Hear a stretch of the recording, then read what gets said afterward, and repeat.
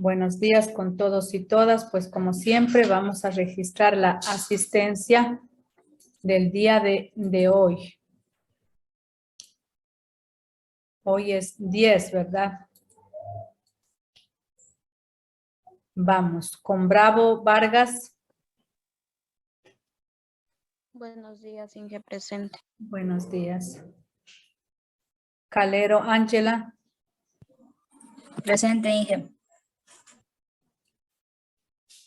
Calero Lisset. Presente, buenos días, Inge. Buenos días. Carrera Paredes. Jennifer. Buenos días, ingeniera, presente. Buenos días. Chiliquinga Diego.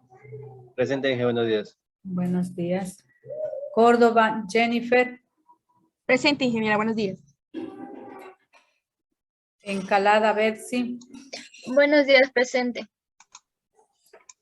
Gaibor Jocelyn. Buenos días, ingeniera, presente. Luis Lorena. Presente, Inge, buenos días. Jiménez Encalada Joana. Buenos días, Inge, presente. Llanos Elcia. Buenos días, presente. Macías Kerly.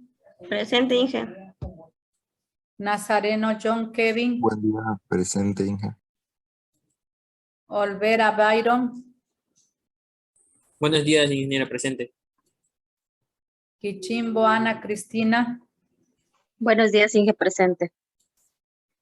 Real Evelyn. Real Evelyn.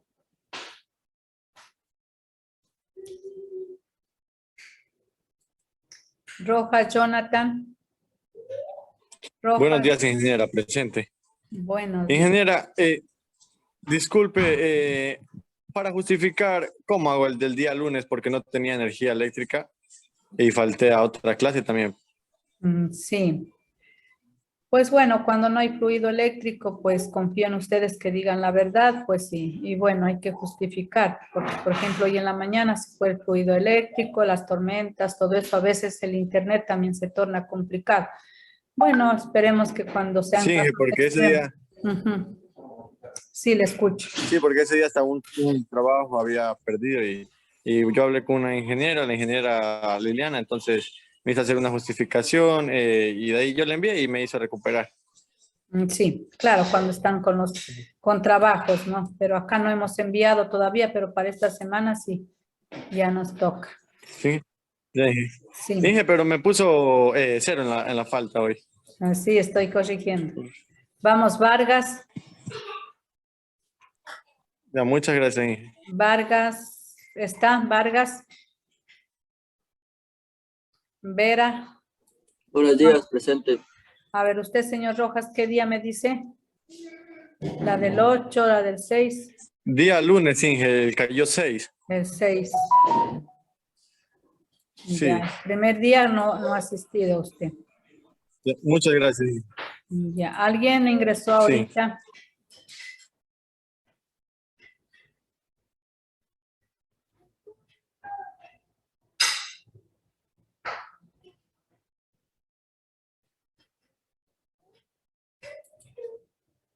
A ver, ¿alguien ingresó?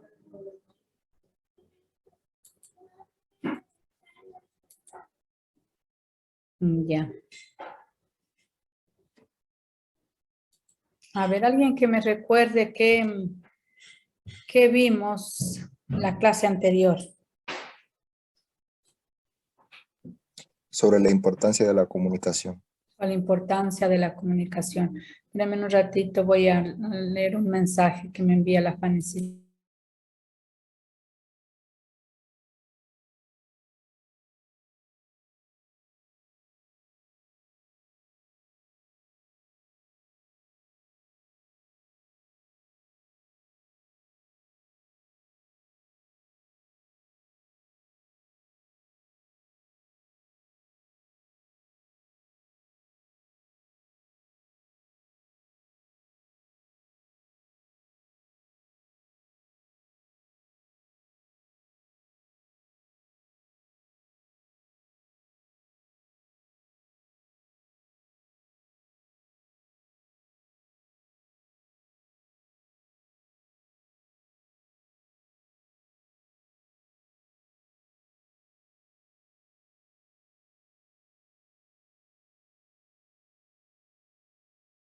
Continuamos, perdón, estaba contestando un mensaje de lo de las matrículas.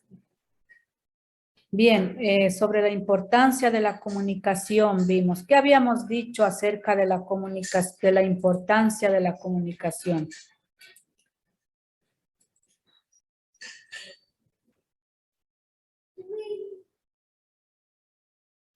¿Por qué era importante la comunicación?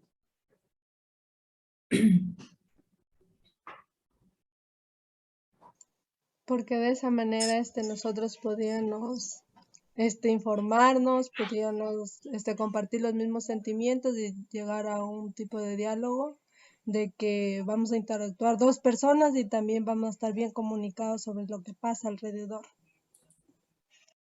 Así es, la comunicación era importante por muchas razones, ¿no? Para transferencia de información e intercambio de ideas entre dos personas y como también por un grupo de personas. La comunicación era importante dentro de la colectividad, ¿no? La comunicación es importante para la superación personal dentro de la convivencia social, porque si no existe la comunicación, el diálogo entre los seres humanos, que es una característica de capital importancia de los seres humanos, pues no podemos tener convivencia, no podemos tener vida social, ¿no? Porque el ser humano desde que nace vive de sus semejantes, necesita de sus semejantes y por lo tanto pues no puede decir yo no necesito de nadie, tengo dinero, tengo posición económica, tengo trabajo, no. Por lo tanto no puede ser una isla el ser humano. Es importante para la convivencia, para la vida social, es importante porque necesitamos comunicarnos, porque necesitamos relacionarnos con el otro. Es importante para quien ejerce una característica de liderazgo entre el grupo, ¿no es cierto? Por ejemplo, Kevin es el líder de ustedes y no puede decir es que yo no me comunico. Él no puede prescindir, digamos, de la comunicación, sea verbal, sea escrita, pero es importantísima la comunicación. Es importante la comunicación, pues, dentro de la familia, ¿no? Dentro de la familia, que es la célula social más importante, donde el ser humano nace, crece, se desarrolla. Es importante en la familia esos nexos, porque la familia, pues, es un elemento clave para el desarrollo del ser humano. La familia es quien está apoyándonos, quien está dándonos su apoyo, su fortaleza, su motivación en el día a día, ¿no? Por lo tanto, la primera, digamos, institución social es la familia y se debe tener capital importancia la comunicación en la familia. También no podemos deslindar o hacer de menos el círculo de amigos, ¿no? El círculo de amigos, pero pues de esos buenos amigos, ¿no? Quien nos transmiten sus buenas ideas, sus buenas experiencias, sus mensajes, quizá también de ayuda en momentos difíciles. Por lo tanto, es importante también ese diálogo, esa comunicación entre amigos, ¿no? Porque el ser humano necesita de tener un amigo, una amiga en quien compartir sus experiencias, compartir sus quizá tal vez sus necesidades, sus problemas y que le fortalezcan, ¿no? También es importante. No podemos deslindar el círculo de amigos porque somos seres humanos y somos 100% seres sociables. Otra situación importante donde la comunicación juega un papel preponderante también es en el área laboral, ¿no? Es importantísimo porque no podemos dejar de comunicar ciertas experiencias, ciertas funciones, ciertos roles, ciertas directrices. Por lo tanto, también es importante la comunicación en ese grupo laboral.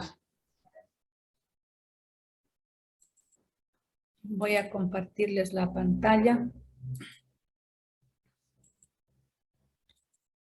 Habíamos observado Bueno, estábamos diciendo que es importante pues la comunicación en la familia, en el trabajo, en el círculo pues de amigos, en la educación.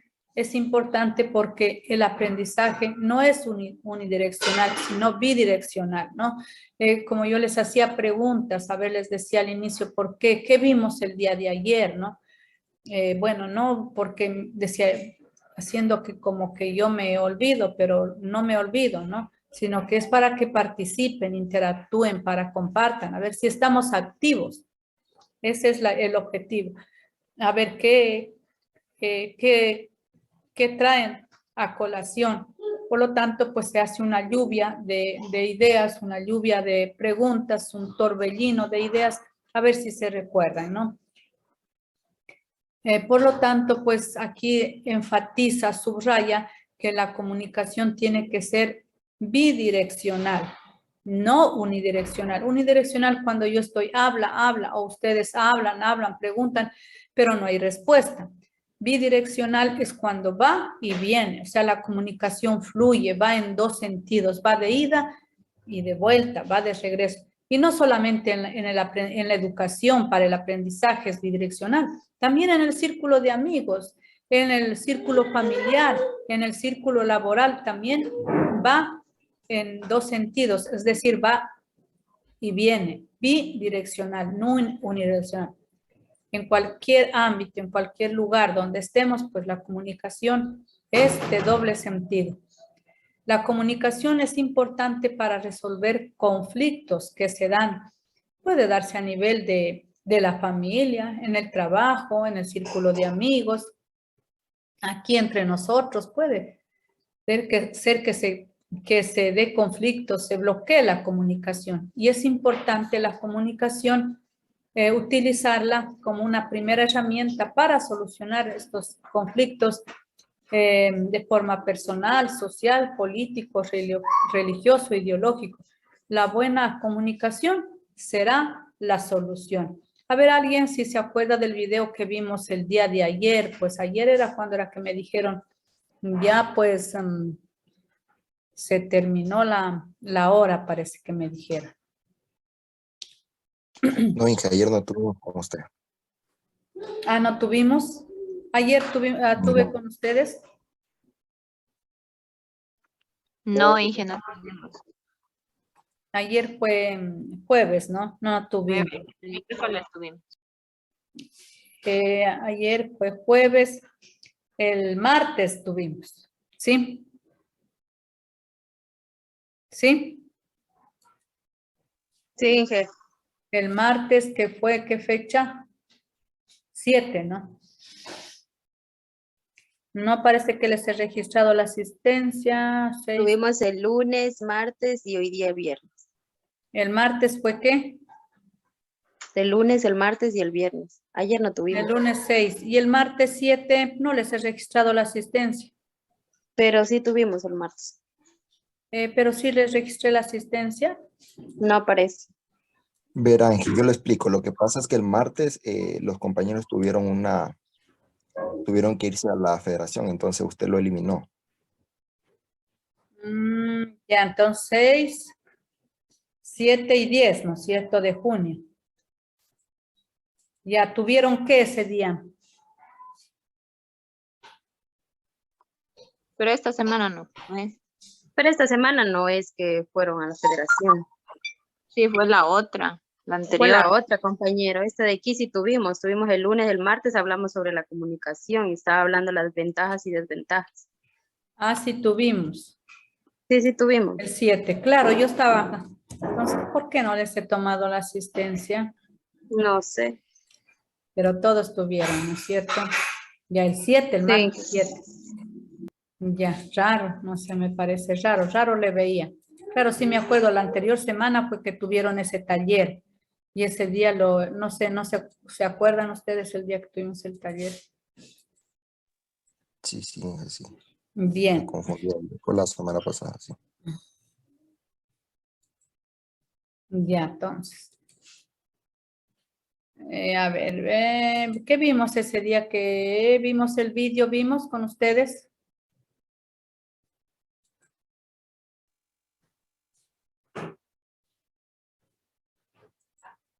A ver, chicos.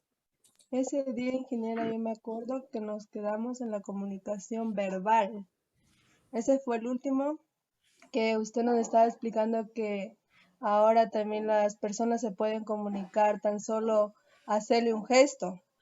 Ya se pone la cara brava, ya pues sabemos que está bravo. Ahí me acuerdo que nos quedamos. Ya. Ya, entonces estábamos en la importancia de la comunicación, ¿verdad?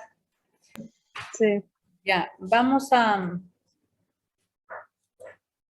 ver un video.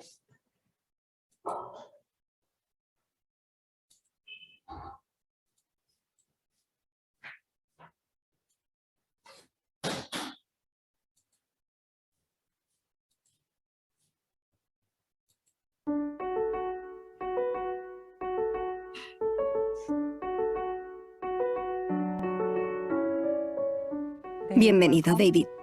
Muchas gracias por invitarme. David, sabemos que podemos comunicarnos sin utilizar la voz, sin usar palabras. Eso es lo que piensa mucha gente cuando hablamos de comunicación no verbal. Pero tú eres un experto en ese campo. ¿Qué es la comunicación no verbal para ti? ¿Cómo la describirías? ¿Y por qué es tan importante? Para mí, la comunicación no verbal es cualquier forma de transmitir un mensaje sin palabras. Dada esta definición, la comunicación no verbal es un gran campo, un campo conceptual y, por supuesto, un campo de investigación. Mis compañeros y yo podemos pensar en diferentes subcampos dentro de este concepto más amplio de comunicación no verbal. Por ejemplo, uno se centra en el entorno. E incluso aquí, en el estudio, o en cualquier parte, en nuestras casas, en un restaurante, las cosas se crean de cierta forma, con una iluminación en particular, cosas en las paredes, los tipos de sillas y cómo están colocadas. Todo lo que forma parte del entorno crea un mensaje que genera interacciones, da un sentido a cómo nos comunicamos. Así que hay señales ambientales de comunicación no verbal. Nuestra apariencia personal también proporciona señales de comunicación no verbal. La ropa que llevamos, cómo nos peinamos, el tipo de gafas que llevamos, etc.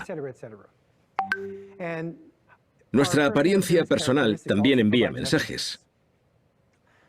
Hay un subcampo de la comunicación no verbal al que llamo huellas de comportamiento. Son cosas que he hecho que dejan huella. Y aunque no esté presente, la gente puede contar algo sobre mí. Así que, por ejemplo, el tipo de coche que alguien compra dice algo de esa persona, aunque esa persona no esté presente en ese momento.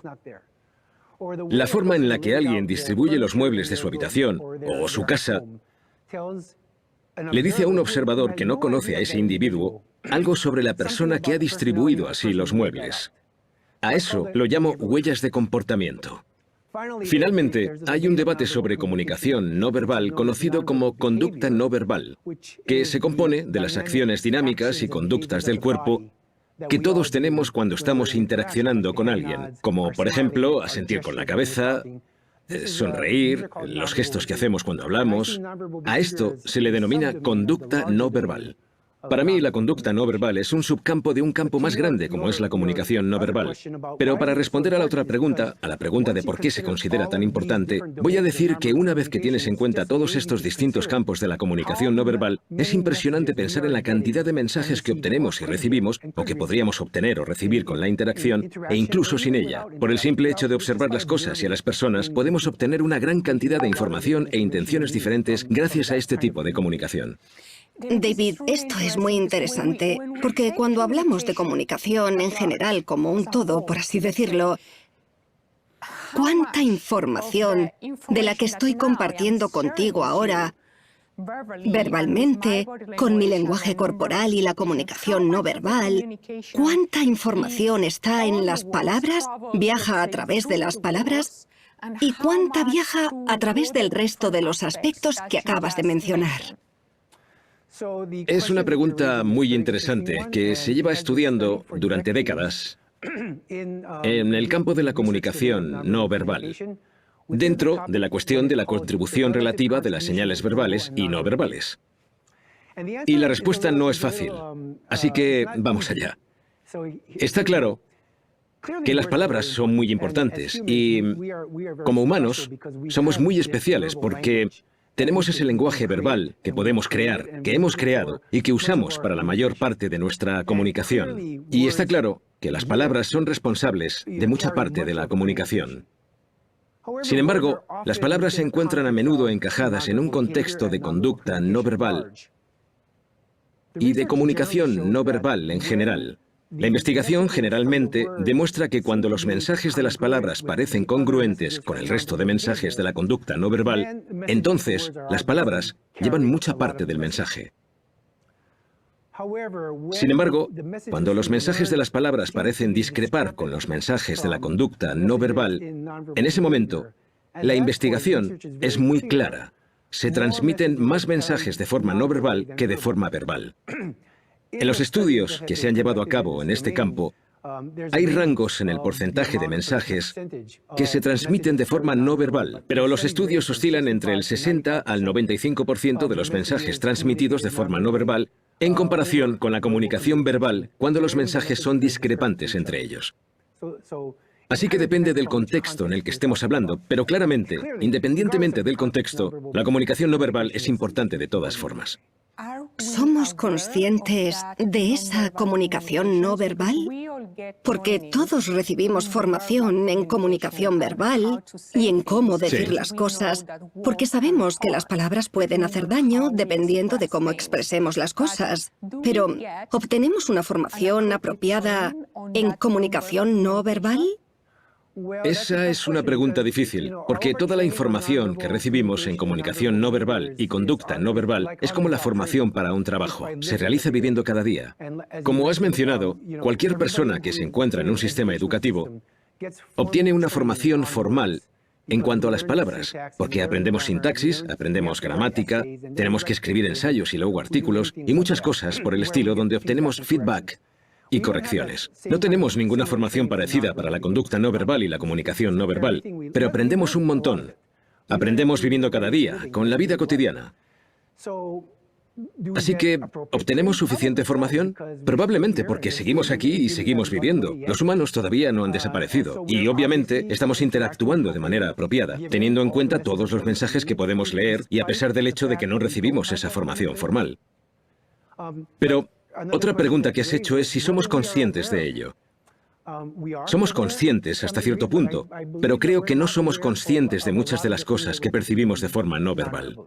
Creo que obtenemos una impresión general de la gente, pero creo que mucha gente no podría decir, obtengo esto de las palabras y esto de lo que él o ella ha hecho. Creo que no llevamos a cabo este tipo de cálculos. Obtenemos impresiones generales. Es más como un instinto. Tanto si lo llamamos instinto como si no, hay otra palabra latente. Pero está claro que obtenemos impresiones de forma inconsciente que creo que se alimentan de otras conductas no verbales.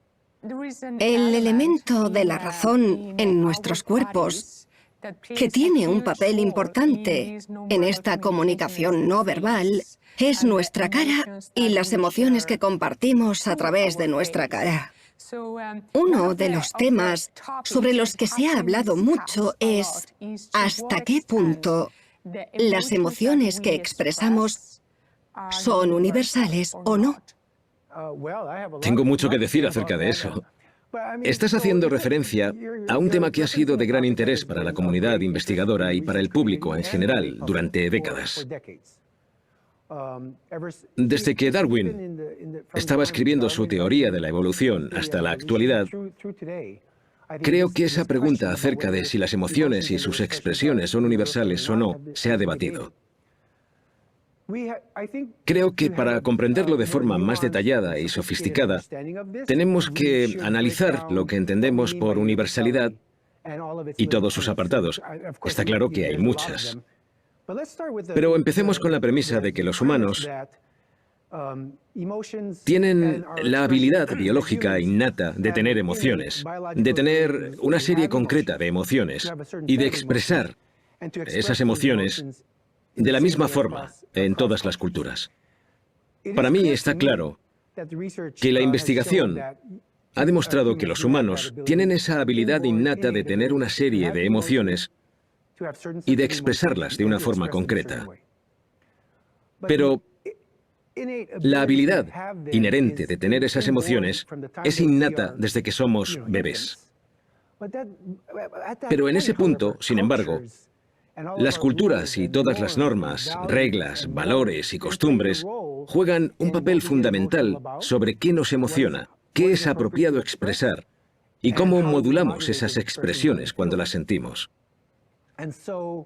Cuando echas un vistazo a la investigación en este campo, creo que si te centras en si son innatas o no, está muy claro. Sin embargo, cuando analizas las investigaciones más adelante, sobre todo con adultos de distintas culturas, lo que observas es que las personas interpretan las expresiones faciales de los demás de muchísimas formas diferentes. Creo que hay muchas formas diferentes de llegar todos a actitudes afectivas, valores, opiniones o creencias sobre las emociones. Sin embargo, si te centras en las investigaciones en las que pones a distintos individuos en una situación en la que obtienen una emoción, en las que pueden confiar y saben qué se quiere obtener, las caras de las personas brillan de la misma forma. No conozco ninguna investigación que no haya demostrado que esto es verdad, aunque haya muchas investigaciones que evidencian muchas diferencias culturales, sobre todo en el campo de la percepción y la interpretación de las expresiones. Una de las cosas más curiosas que he encontrado, dime si es verdad o mentira, es que hay 19 sonrisas diferentes, pero solo 6 están vinculadas con la felicidad. Bueno, hay una serie de investigadores que en la última década, probablemente, han intentado incorporar datos a esa afirmación. Esa afirmación ha existido por un tiempo y hay muchas formas distintas de que se produzca una sonrisa, debido a la complejidad de nuestra musculatura facial. Hay algunas investigaciones que sugieren que hay muchos tipos distintos de sonrisa. No creo que la investigación esté lo suficientemente madura como para poder hacer afirmaciones válidas sobre si tenemos esa cantidad y ese tipo de sonrisas, o asociar algunas con la amabilidad o con sentimientos placenteros y otras no. Está claro que la gente puede sonreír aunque no esté feliz. Pasa constantemente. Igual que la gente puede sonreír cuando está feliz. También puede no sonreír aunque esté feliz. Todo depende del contexto social. Creo que la investigación no está lo suficientemente madura como para hacer declaraciones tan generalizadas sobre cuántas expresiones existen, cuántas podrían relacionarse con la sonrisa, cuántas son positivas y cuántas son negativas. Vivimos en un mundo en el que cada día estamos más conectados y la globalización es una realidad. La mezcla de culturas, de personas de todas partes del mundo conviviendo, ¿hasta qué punto hace que desaparezcan las diferencias culturales? Las investigaciones han demostrado que se está produciendo un gran cambio cultural y que se está dando un cierto grado de homogeneización de la cultura, sobre todo en las grandes ciudades por todo el mundo. Por lo tanto, está claro que existen este tipo de investigaciones y cambios culturales. Lo que no sabemos es el grado de las expresiones emocionales y las reglas culturales alrededor de lo que nos emociona y cómo expresamos esos sentimientos. No hay investigaciones que demuestren si ese tipo de fenómeno se está homogeneizando o no. Espero que suceda, junto con otros cambios culturales que se están dando, sobre todo en las ciudades que son relativamente modernas, en las que hay un montón de información visual compartida con la combinación de Internet, Netflix, YouTube y todo lo que podemos ver alrededor del mundo. Pero no disponemos de datos sobre esto. Me imagino que es cierto, pero no tenemos ese tipo de datos. Estoy seguro de que hay cierto grado de ese tipo de cambio cultural en nuestra expresividad a lo largo del tiempo, ya sea bueno o malo. Creo que esto da pie a debates muy interesantes acerca de la pérdida de ciertos aspectos de nuestras culturas. Pero creo que eso es otra pregunta. Pero estoy seguro de que dispondremos de más datos en el futuro. Hay un ejemplo de datos reales que demuestran cierto grado de homogeneización entre culturas, pero tiene que ver con los gestos. Hace unos años, mi compañero Hee-Sung Hwan y yo publicamos un estudio en el que mostrábamos gestos llamados gestos emblemáticos. Son gestos que la gente hace en diferentes culturas y que transmiten una palabra o un mensaje verbal como este. Tradicionalmente, se ha pensado que estos gestos eran muy específicos de cada cultura. Cada cultura genera su propio idioma. Genera este diccionario de gestos emblemáticos. Así que documentamos una serie de gestos emblemáticos en distintas regiones del mundo. Lo interesante de eso fue que enseñamos los distintos gestos a personas de distintas regiones del mundo y nos dimos cuenta de que hay ciertos gestos que reconocieron de la misma forma en todas las culturas, a pesar de que, supuestamente, estos gestos emblemáticos eran específicos de cada cultura. El estudio demuestra que hay entre 8 y 10 de estos gestos que todo el mundo entiende, como este. Creo que todo el mundo entiende este gesto como algo bueno. Los pulgares arriba significan bien. Disponemos de datos que sugieren, al menos en cuanto a la interpretación de estos gestos, que esta homogeneización está teniendo lugar, al menos en cuanto a su interpretación. El estudio no sugiere que todo el mundo en diferentes culturas hace este gesto, pero ese podría ser el siguiente paso, ya que en realidad sí que se han adoptado este tipo de gestos. Puede que también pase esto con las expresiones faciales más adelante. Antes has comentado que somos capaces de sonreír incluso cuando no estamos felices. Me gustaría hablar un poco más acerca de esto. ¿Podemos ocultar nuestras emociones? Yo diría que sí, basándome en lo que has dicho. ¿La cara de póker existe en realidad? Es una pregunta difícil, porque creo que es muy difícil para la mayoría de las personas ocultar sus expresiones por completo. En especial cuando están experimentando una emoción extremadamente intensa. Así que aquí tenemos en cuenta distintas variables. Hablamos de cuál es el contexto, de lo fuerte que es una emoción, etc. Cuanto más fuerte es una emoción, más complicado es esconderla, sobre eso no hay duda. E incluso cuando queremos esconderla, y sabemos que tenemos que esconder esos sentimientos tan fuertes, yo apuesto por, y de hecho disponemos de datos sobre esto, y hay otros investigadores que también disponen de datos, yo apuesto por que poco a poco se van a filtrar pequeñas muestras de la emoción original justo antes de que la sonrisa lo enmascare todo. A pesar de que la mayoría de las personas las puedan percibir, puede que no. Por eso, puede que tengan la impresión de que es una cara de póker. ¿Existe esa percepción de la cara de póker? ¿Totalmente? ¿Se produce esta expresión todo el tiempo? Puede que no. Ahí es donde quería llegar. Es decir, has dicho que probablemente antes de esa cara de póker se muestran pequeñas señales que muestran el sentimiento, la emoción que hay por dentro. ¿Nuestro cuerpo dice la verdad incluso aunque intentemos conscientemente ocultar esas emociones? Yo tengo claro que los cuerpos y las caras no dicen la verdad o mienten. Cuentan cogniciones y emociones inconscientes y tácitas. Tanto si algo es cierto como si es mentira, se trata de la interpretación del receptor. Pero sí, creo que nuestros cuerpos encarnan cogniciones y emociones que pueden traicionar o ser diferentes a lo que están diciendo las personas o a lo que intentan expresar con una expresión más amplia. Creo que el cuerpo lo hace, ya sea con la cara o con los pies, los gestos o lo que sea. ¿Podrías ponernos un ejemplo, David? Claro. Uno de los temas de los que estamos hablando hoy son las microexpresiones.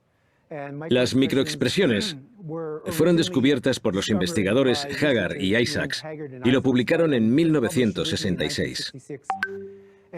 Puedo darte su ejemplo o el de muchos otros investigadores después de ellos. Estaban estudiando la psiquiatría en pacientes que estaban intentando esconder sus sentimientos acerca de algo. Estaban analizando unos vídeos momento a momento o fotograma a fotograma. Descubrieron que, a pesar de que algunos pacientes dijeron que estaban bien, antes de decirlo y antes de intentar mostrar ese tipo de sonrisa, se percibía una breve y momentánea expresión de tristeza, por ejemplo. Eso solo se podía percibir en unos pocos fotogramas del vídeo. Hagar y Isaacs hablaron de estas expresiones, a las que llamaron microexpresiones momentáneas. Hoy en día se las conoce como microexpresiones. Pero hay vídeos que demuestran con claridad que mientras que la gente habla delante de ti, puedes percibir una gran sonrisa como impresión general, pero también percibes pequeños destellos de otra emoción que probablemente estuviera sintiendo esa persona.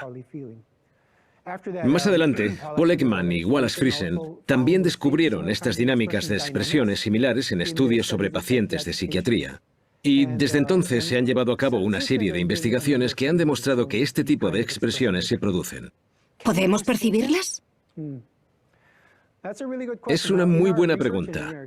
En cuanto a nuestra investigación y experiencia, la mayoría de la gente no las ve. Algunas personas ven algo, pero no saben qué es o cómo interpretarlo. Para todo propósito e intención, este tipo de expresiones puede que se den bajo un radar consciente de algún tipo. Cuando me estaba preparando esta conversación, me topé con un concepto en varias ocasiones. Me encantaría que nos lo explicara. Un procedimiento. Las personas pueden codificar cualquier tipo de comportamiento facial, ya sea una expresión facial asociada a una emoción u otro tipo de expresión facial. Identifica todos los cambios que se producen en la cara, junto con la intensidad a la que se producen y la simetría que se produce.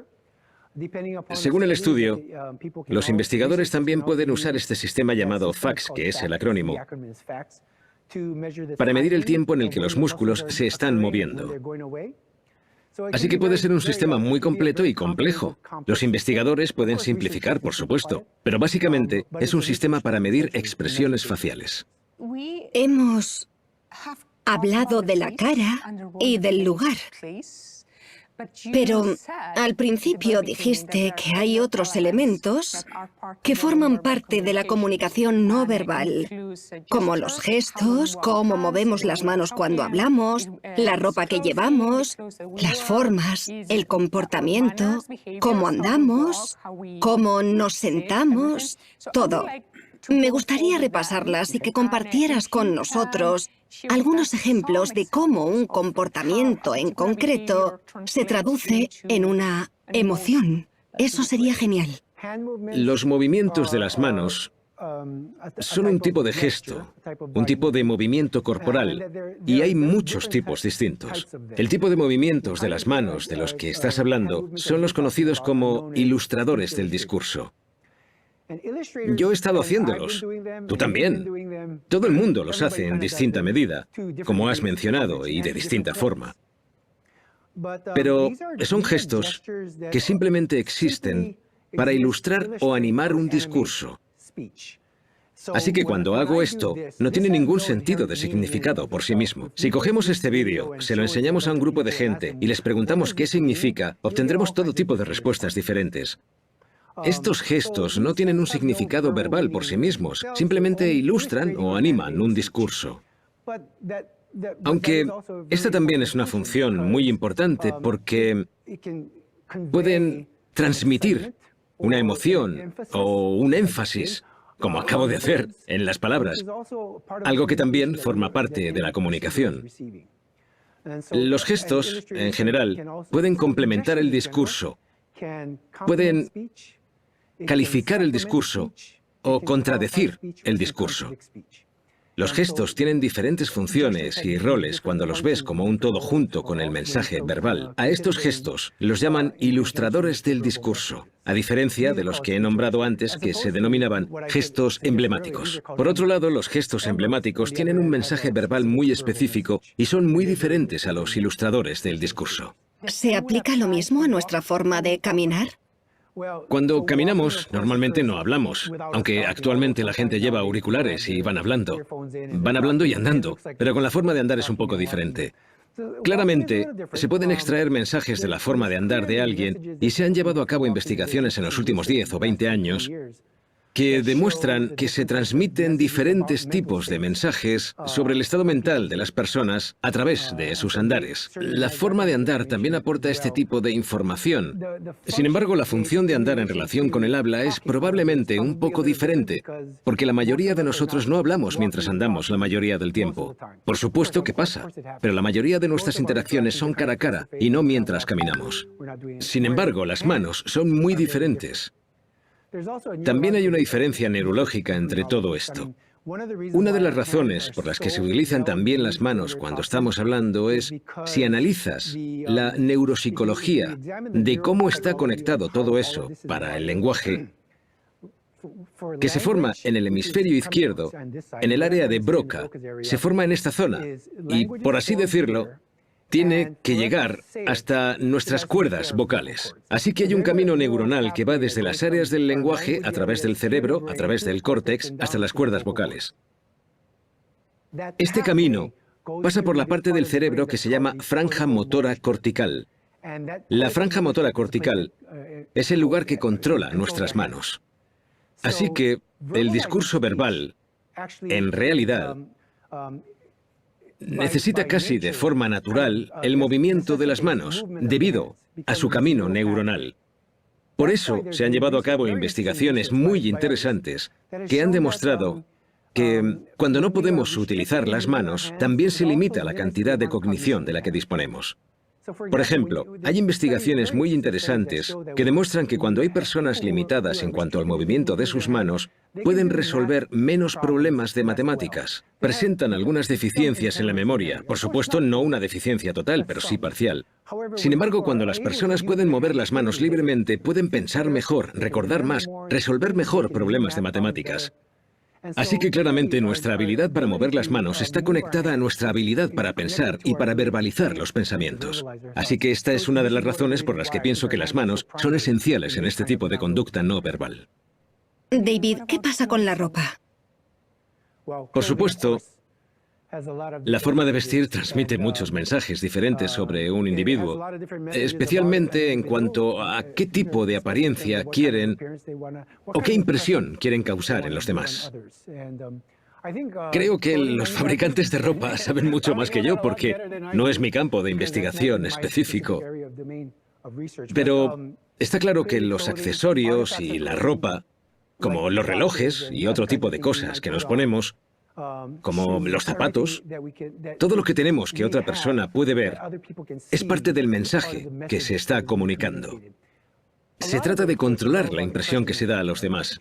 Todos tratamos de controlar la impresión que causamos a los demás a medida que avanzamos, y es una parte muy importante ser humano, porque todos tenemos un sentido de la identidad, y parte de ese sentido de identidad es entender que hay otros que pueden percibirnos y hacer interpretaciones propias sobre nosotros. Creo que gastamos mucho tiempo y le damos muchas vueltas a la cabeza pensando en cómo podemos controlar las impresiones de los demás. La vestimenta es una forma de hacerlo.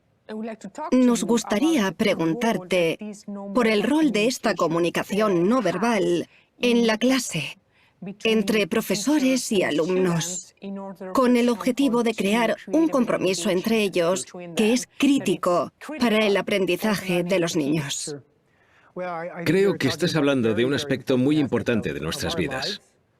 Aunque no soy un experto en investigación educacional, mi impresión de este campo de investigación en relación a la comunicación no verbal es que puede que no se enfatice mucho o no se preste mucha atención a los estudios y a la consideración de la comunicación no verbal y a la conducta no verbal en la educación.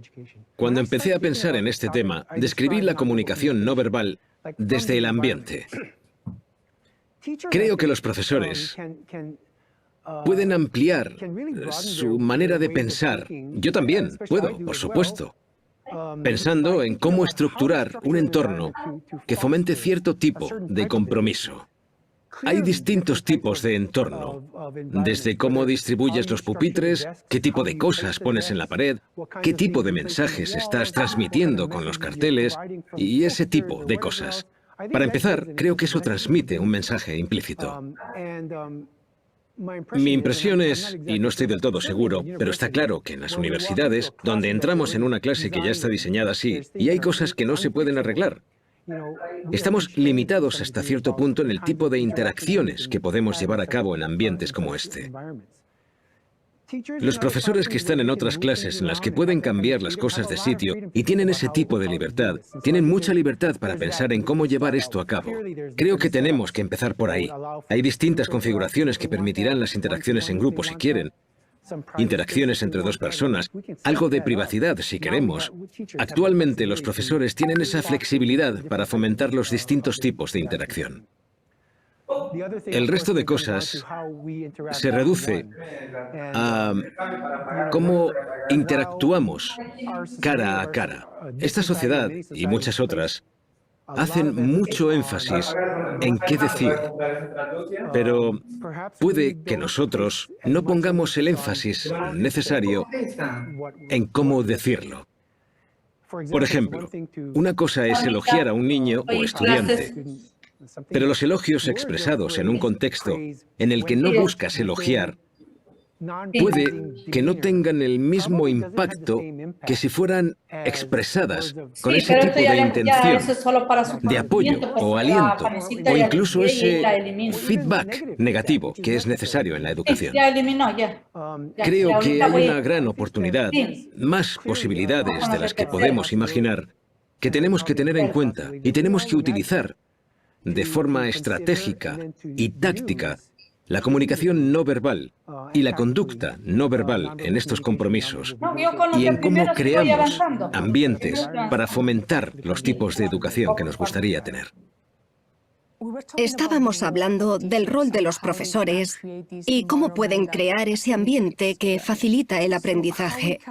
¿Cómo podemos extrapolar esto a nuestra casa y a la relación entre padres e hijos? Porque sabemos que muchos padres han intentado enseñar a sus hijos a no mostrar algunas emociones. Y no sé cuán dañino es eso a largo plazo. ¿Qué consejo le darías a los padres sobre cómo, digamos, enseñar mejor, no sé si esa es la palabra, a sus hijos a comunicar de verdad todas esas emociones de forma beneficiosa para ellos? Planteas una pregunta muy difícil, sobre todo con todos nosotros. Yo tengo 19. Por supuesto que no estoy en la posición de decirle a nadie que tienen que enseñar. Pero creo que pasa lo mismo que con los profesores, porque los padres son los primeros educadores presentes en la vida de un niño. Creo que es muy importante el mismo grado de conciencia de lo que hacemos, cómo estructuramos nuestra casa y cómo nos involucramos. La mayoría de nosotros no somos conscientes de la impresión que damos porque no nos vemos a nosotros mismos, a menos que estés constantemente mirándote en un espejo, o que seas un profesional de esto. Y aun siendo un profesional, no tienes una cámara grabándote continuamente en tu casa, o al menos la mayoría no la tiene. Creo que es una experiencia bastante reveladora el verte a ti mismo interactuando o haciendo cualquier cosa. Por ejemplo, volviendo a la sugerencia para los profesores, que creo que puede extrapolarse a los padres. Una cosa que los profesores hacen, y que yo siempre que hago encuentro que es una experiencia reveladora, es grabarte a ti mismo dando clase y luego verlo. Pensar en esto resulta aterrador para la mayoría de las personas, entre las que me incluyo. Pero cuando ves lo que haces y cómo te desenvuelves, tienes una apreciación diferente. Cuando estás en el momento, yo no me doy cuenta de que estoy haciendo estos gestos. Pero al hacer este tipo de ejercicios de reflexión, podemos tomar mejor conciencia del tipo de cosas que hacemos.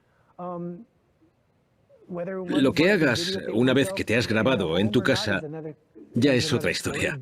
Pero mi objetivo es tomar conciencia del tipo de cosas que hacemos, de cómo nos desenvolvemos, de nuestro tono de voz.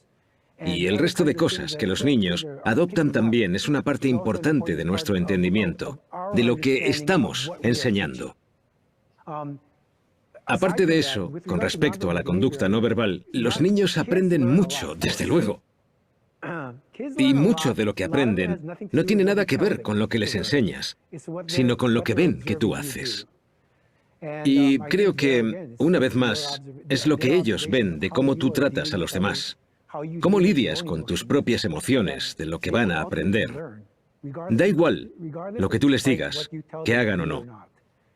Se da una gran cantidad de aprendizaje observacional. Creo que los padres tienen más conciencia de que, independientemente de cómo te desenvuelvas, sea cual sea el mensaje que quieres transmitir, el hecho de tener más conciencia de ello puede ayudar a saber cómo estructurar los mensajes parentales de forma más efectiva. Me gustaría hablar sobre la investigación que has llevado a cabo durante muchos años para desafiar la visión común que existe en las diferentes culturas.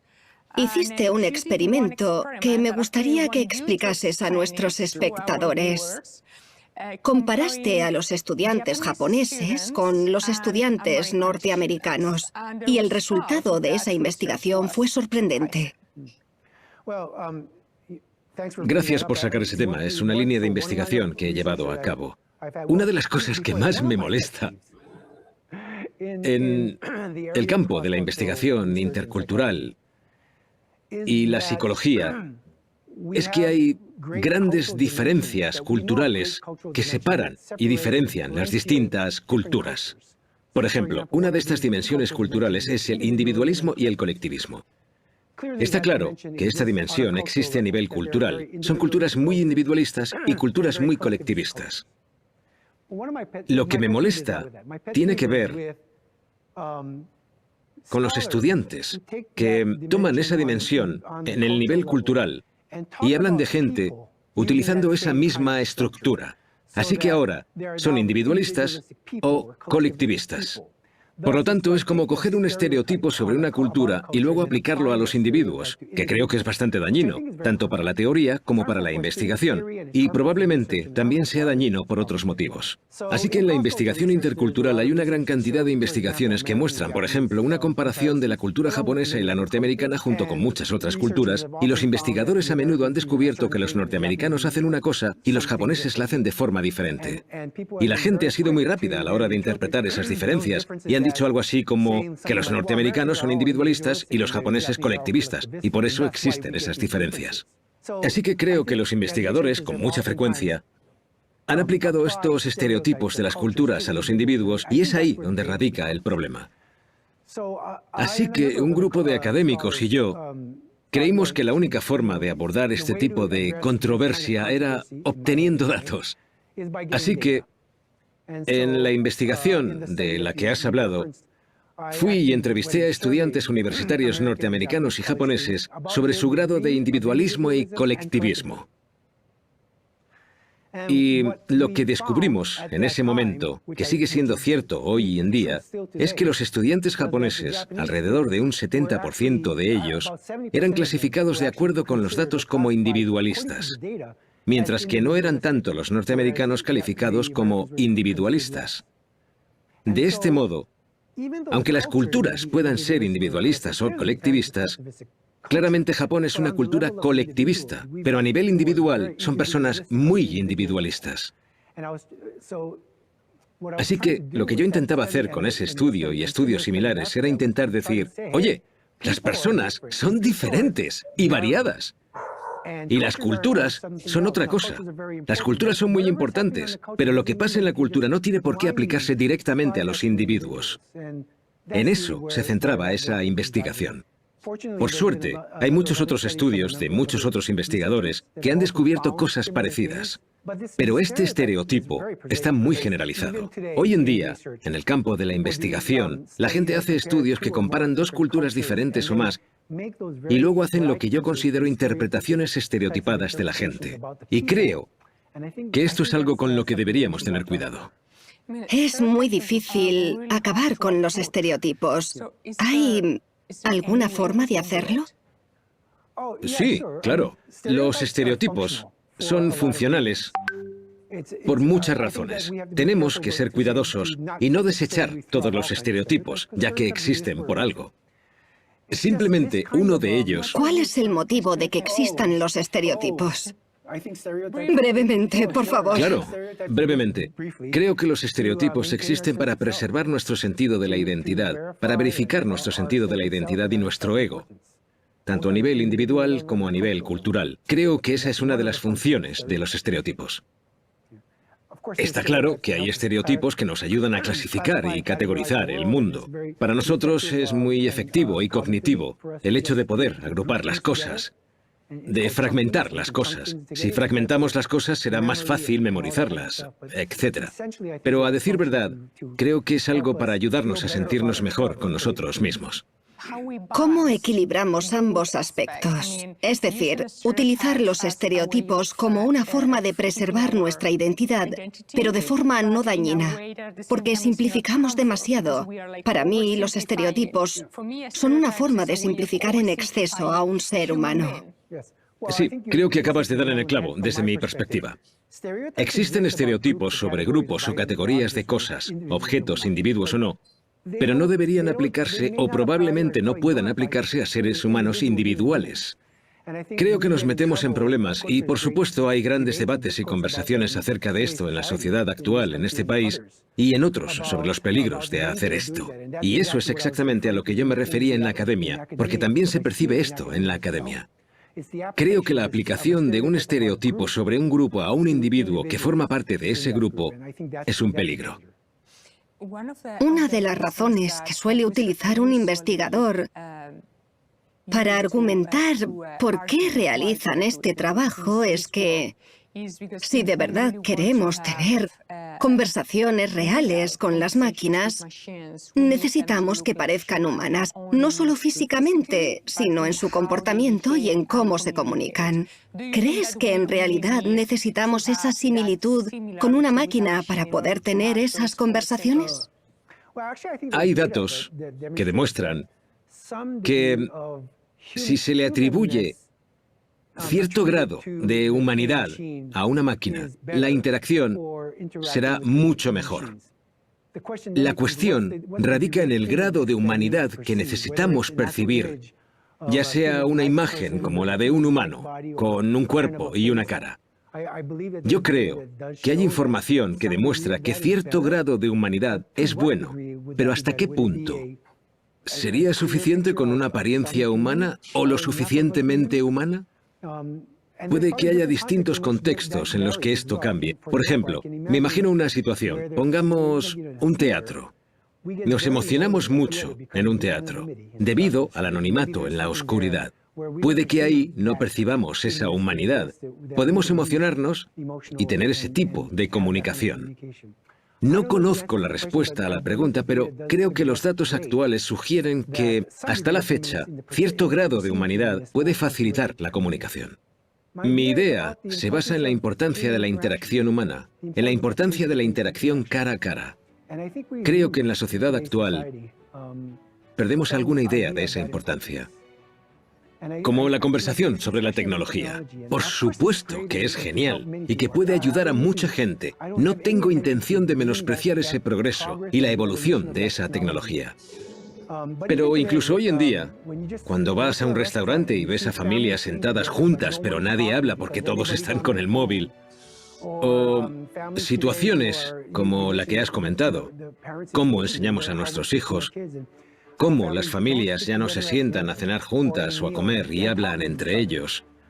Creo que perdemos muchas cosas, sobre todo con respecto a la comunicación no verbal, al significado, pero también muchos otros mensajes sobre cultura, individuos y transmisión del conocimiento entre las personas. Claro que mucha comunicación se puede llevar a cabo por correo electrónico, por videoconferencia, etc.